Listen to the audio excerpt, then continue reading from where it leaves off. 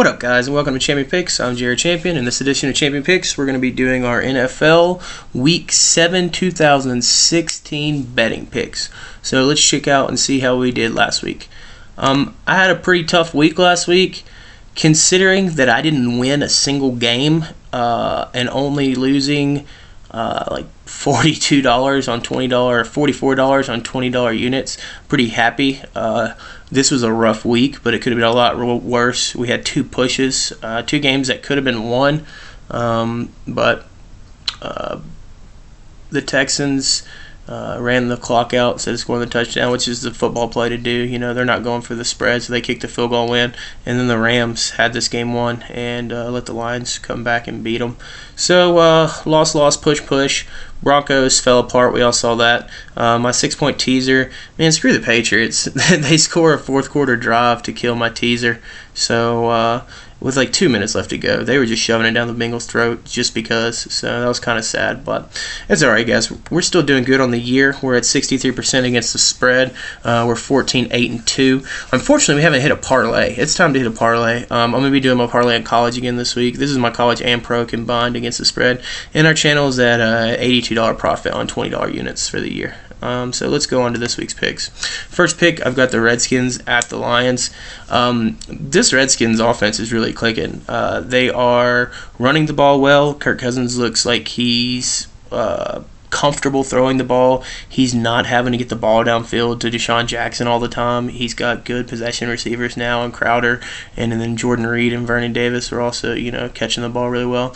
The Lions are at home. I don't like their offense. I think they're hit or miss. They have a lot of injuries still. Hopefully Eric Ebron should be back this week, so he'll be good for them.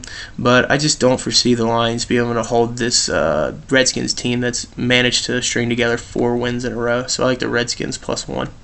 My second pick is the Raiders +1.5, -105. The Jags are not a good team. They beat the Bears. No, they didn't beat the Bears. So the Bears beat themselves.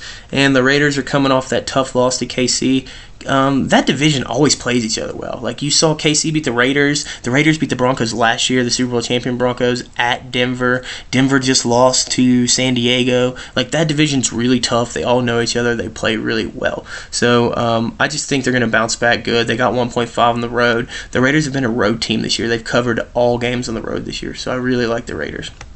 And then my third pick is the Jets and the Ravens, and I like the Ravens on the road as a pick'em. The Jets are talking about putting Geno Smith in. Fitzpatrick is a bum. He's pick 6 Patricks, as I call him, instead of Ryan Fitzpatricks. I just like the Ravens to not lose a 4th game in a row. They went 3-0, and then they're 0-3 in their last 3, and I just don't foresee them losing a 4th game on the road. I think Harbaugh is a better coach than Ryan. So there we go. And then let's move on to our 4th pick. We've got the Falcons -6 at home. Man, the Dirty Birds are the real deal. Yeah, they barely lost in Seattle. There was a terrible no call on the pass interference.